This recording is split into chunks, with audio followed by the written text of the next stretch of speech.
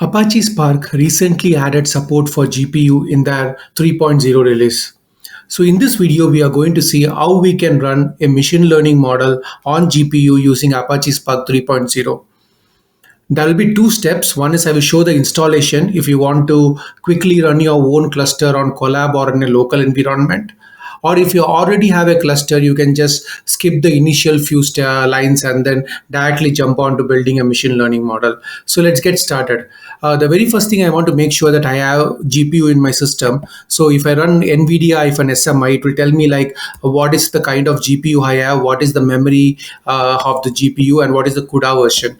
So my GPU is Tesla T4, and there's a 15 gig memory, and then the CUDA version is 10.1. So the reason you need to know the CUDA version is you need to download the jar files according to your CUDA version. So just note down your CUDA version. It's 10.1 for me.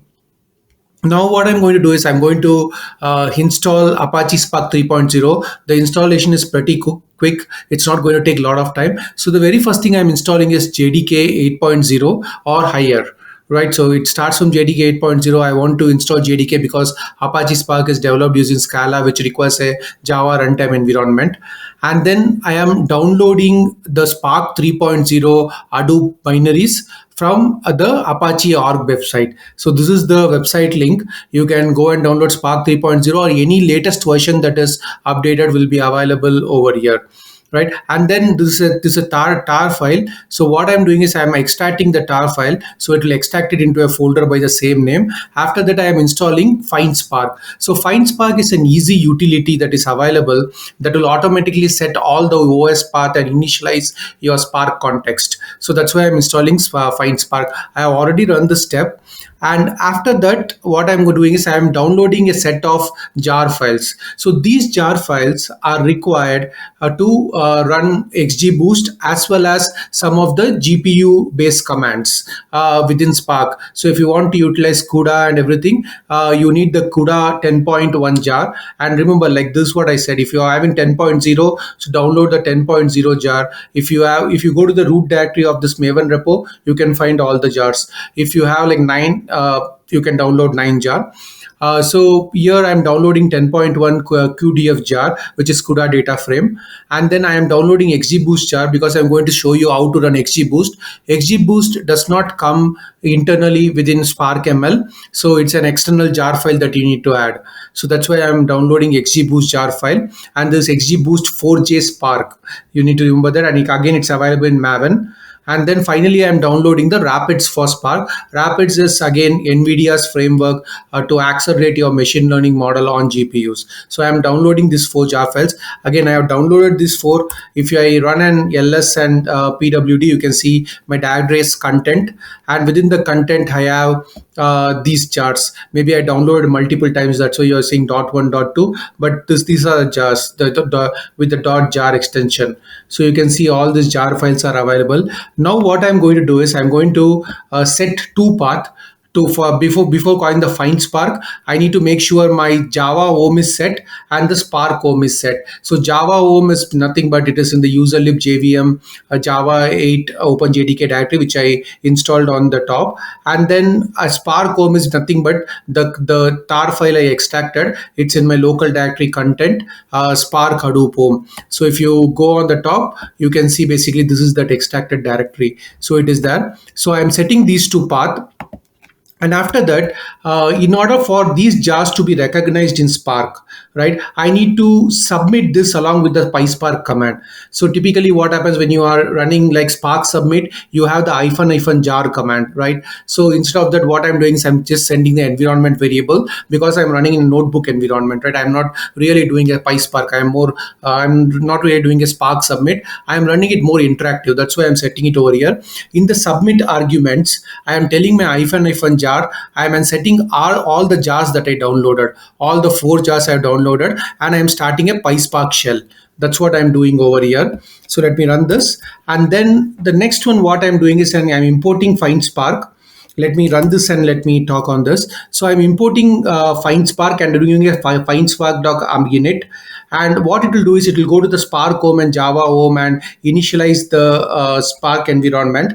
Then I am importing Spark session, and then I'm calling like this from the Spark session. I'm calling, telling my master is local. If you're running in a cluster mode, you may have like cluster environment, but here I'm running in a single instance local environment.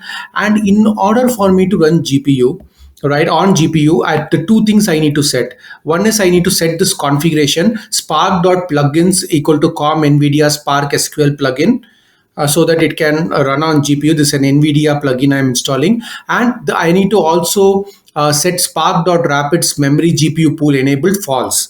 So what it is telling is, if I want the resource manager, say if you are in multi-tenant environment, you want the resource manager to manage your GPUs, at that time you'll set true. But here I just want to directly execute on a CUDA environment. That's why I'm setting false. So it depends on which environment you are running. You can set it false for now. And I'm adding these two of these jars in the Py file, because this jars also has some Python file that I will refer in my PySpark code. I am adding this in the Py files. So if you're running an Spark submit on Python, you will also give -py files command. So here I'm giving these two jars.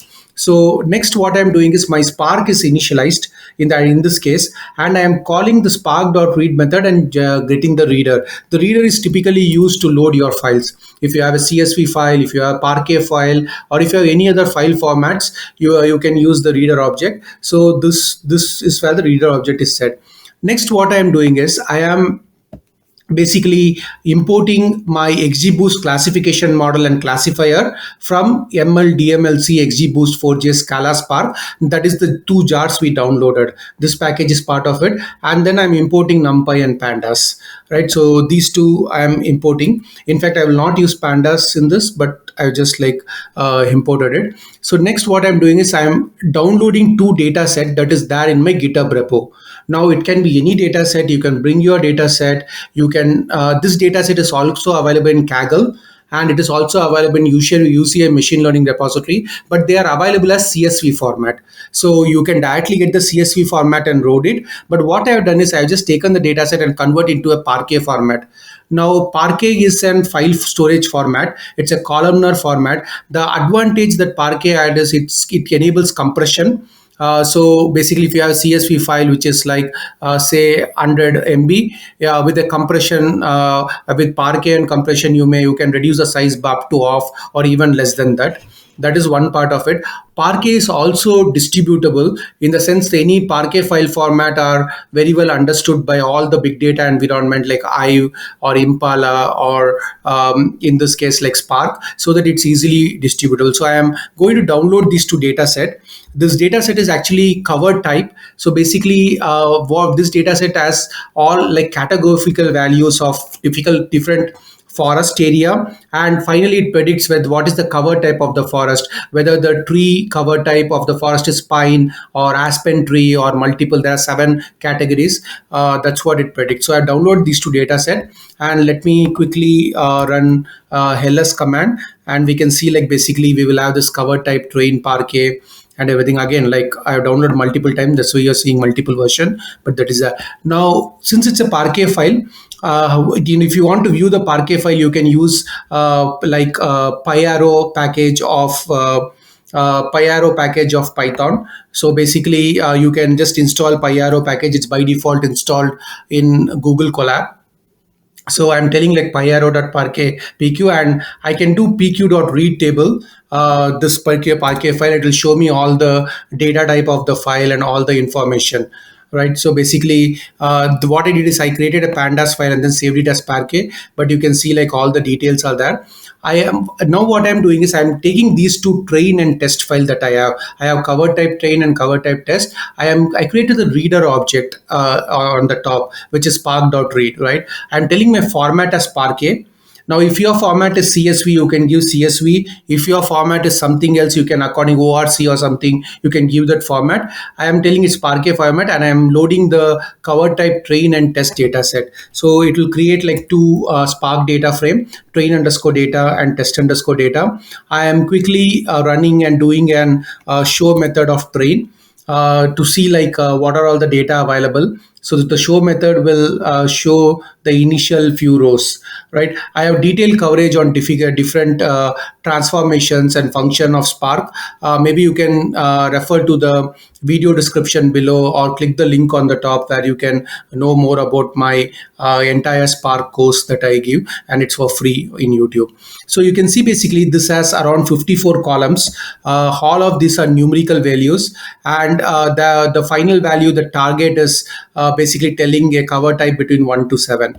Right. Let me quickly print the schema of this particular data set. And in this schema, like you can basically see, you have all the different fields, and finally you can basically see the field target. So what I'm going to do is I'll show the column names, the Parquet format that's easy to visualize, then the Spark format. So I'm reading the Parquet file into an variable pq underscore file, and I'm printing the column names over here, pq underscore file dot column names. So this is the Parquet reader I imported on the top. Now you can see like these are different variables, and target is the target variable that we are going to predict.